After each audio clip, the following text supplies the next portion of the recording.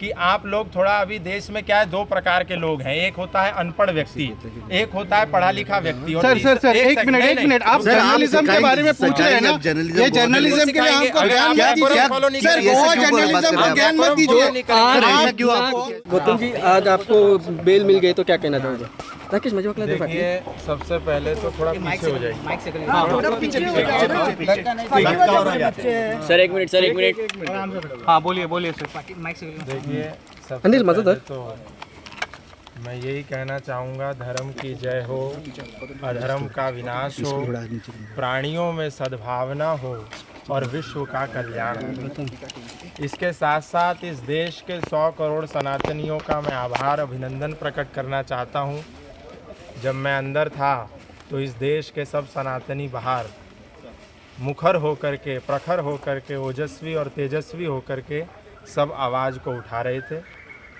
इस देश के संत परंपरा को मैं धन्यवाद करना चाहता हूँ, समस्त संतों का आभार करना चाहता हूँ, जिन संतों ने मेरी आवाज़ को मेरे अंदर जाने के बाद बुलंद किया।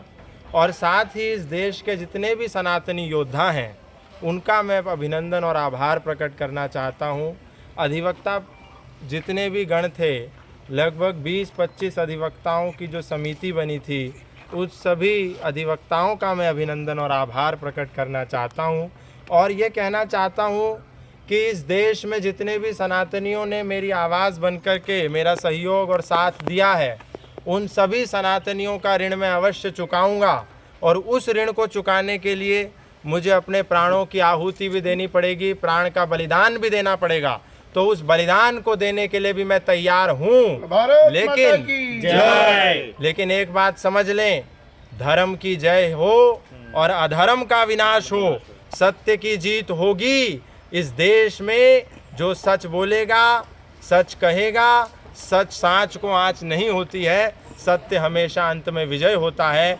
हमें प्रताड़ित होना पड़ा, लेकिन इसके साथ साथ इतिहास इस बात का गवाह है, कौन प्रताड़ित नहीं हुआ।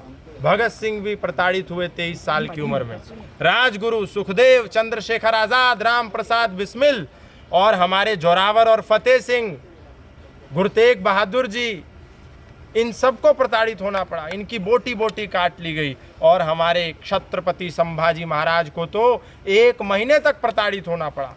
तो प्रताड़ित होना ये भी स्वाभाविक है। यही कह कर के मैं अपने सारे सनातनी योद्धा, अपने संत समाज और अपने 100 करोड़ सनातनियों का आभार प्रकट। सर, आपके भाई को अरेस्ट किया, उसके बारे में क्या कहना चाहिए? देखिए, भाई को जो अरेस्ट किया वो पूर्ण रूप से इलीगल था, क्योंकि भाई का इससे कोई भी संबंध नहीं था।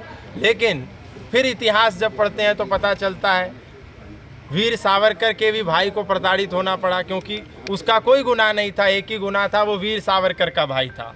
हैं, चाफेकर बंधुओं को बलिदान देना पड़ा, कोई उनका गुनाह नहीं था, वो भाई थे इसीलिए देना पड़ा। और कोठारी बंधु जब बलिदान हुए तो इस देश में राम मंदिर बना। तो हमारे भाई को भी गिरफ्तार किया, तो ये कोई बड़ी और नई बात नहीं है। लेकिन दुख इस बात का है कि उसको केवल इसीलिए गिरफ्तार होकर के जेल में 6 दिन दुख, कष्ट, पीड़ा सहन करनी पड़ी, क्योंकि वो गौतम खट्टर का भाई था। केवल इस बात की पीड़ा, इसके अतिरिक्त उस छोटे से बच्चे का कोई भी गुनाह नहीं था। इसका मुझे हमेशा दुख रहेगा। लेकिन मेरी माँ, जिससे मैंने चर्चा करी और जब मैं उसको जवाब नहीं दे पा रहा था, जब रामचंद्र जी के पास उनका भाई लक्ष्मण मूर्छित हो गया, तो वो इस बात से दुखी नहीं थे कि भाई मूर्छित हो गया। मूर्छित तो बहुत लोग हो रहे थे, पर वो ये कह रहे थे कि मैं माँ को जाके क्या जवाब दूंगा, मेरा भाई मूर्छित हो गया, मैं भाई को साबुत लेकर के आया था और भाई मूर्छित है, माँ को क्या जवाब दूंगा। ये उनकी पीड़ा थी, मेरी भी ये पीड़ा थी। तो मेरी माँ को मैं क्या जवाब दूंगा। पर माँ से जब मैंने बात करी तो मेरी माँ ने कहा कि बेटा, अगर एक और बेटा भी होता तो मैं उसको भी इस देश, धर्म और संस्कृति के लिए आहूत कर देती। तू चिंता मत करना, तू सत्य की लड़ाई लड़ना, धर्म की लड़ाई लड़ना और राष्ट्र की लड़ाई लेना। उसके बाद फिर मैं निश्चिंत हो गया, कोई बात नहीं। जब माँ साथ दे रही है, जैसे विद्यावती ने भगत सिंह का साथ दिया, तो हमारी माँ कोई अनोखी नहीं है, वो भी वैसी माँ थी। तो माँ ने बोला, फिर हम चिंता मुक्त हो गए। जो स्टेटमेंट आपने दी थी उस स्टेटमेंट पे आप स्टैंड करते हो या देखिए, फिर अब माफी मांगते हो? अभी हम ये कहना गोवा चाहेंगे, लोगों ने हर्ट हुआ बोलकर आपका ऊपर कंप्लेंट किया देखिए था। मैं तो ये क्या कहूँगा, लगता है कि मैं तो ये आपको- कहूँगा कि लाखों करोड़ों इस देश में सबसे ज़्यादा यदि किसी संत के भक्त हैं तो वो संत आसाराम बापू के भक्त हैं। उनको कितना आहत हुआ होगा, कितना हर्ट हुआ होगा। तो ये सबसे पहले तो हमको डेरोगेटरी स्टेटमेंट की डेफिनेशन डिसाइड करनी होगी, दूसरा रिलीजियस सेंटिमेंट की डेफिनेशन डिसाइड करनी होगी, फिर उसके बाद में बात पर करेंगे। जो स्टेटमेंट आपने दी थी नहीं, अब आप ये नहीं, अभी मैं कह रहा हूँ कि पहले आप लोग डिसाइड कीजिए। क्लेरिफाई कर दीजिए क्या कि clarify? ये सेंट फ्रांसिस का बारे में आपने स्टेटमेंट दिया अभी था। कोर्ट में मामला है, कोर्ट में निर्णय होगा। सर और एक बात करना है, और एक बात कहना है कि आपके स्टेट के बाद गोवा में वही स्टेटमेंट पे सब लोग ये कर रहे हैं कि विरोध कर रहे हैं, सपोर्ट के बारे में। अब वो तो वो बताएंगे, वो बताएंगे। सपोर्ट भी हो रहा है। गौतम जी, आप लोगों को डॉक्टर जी आपका हेल्थ कैसा है? गौतम जी आप हॉस्पिटल में एडमिट थे, गौतम जी आप हॉस्पिटल में एक सेकंड, आपका हेल्थ कैसे है अभी? आपको चेस्ट पेन हो, ये हुआ था? मैं ये कहना चाहता हूँ कि गोवा के मेरे भाइयों को और खासकर आप पत्रकार बंधुओं को थोड़ा जर्नलिज्म का इथिक्स ज़रूर फॉलो करना चाहिए, क्योंकि I am also a student of journalism. I have done my masters in journalism. I think गोवंस, specially media persons of गोवंस, doesn't have the decorum of journalism. So you need to follow the ethics of journalism first. And second thing what I want to say, कि आप लोग थोड़ा अभी देश में क्या है, दो प्रकार के लोग हैं। एक होता है अनपढ़ व्यक्ति, एक होता है पढ़ा लिखा व्यक्ति। और सर एक मिनट आप जर्नलिज्म के बारे में पूछ रहे हैं ना, ये जर्नलिज्म के लिए हमको ज्ञान मत दीजिए सर। गोवा जर्नलिज्म को ज्ञान मत दीजिए। ऐसा क्यों आप कह सकते हो? आप डेकोरम सर डेकोरम मतलब और किस मुद्दे से? सर आप गोवा जर्नलिज्म के लिए बोल नहीं रहे सर, हैं। आप इस अभी इतना बड़ा स्टेटमेंट किया, आप किस वजह से आप डेकोरम का बात कर रहे हैं? नहीं, डेकोरम नहीं।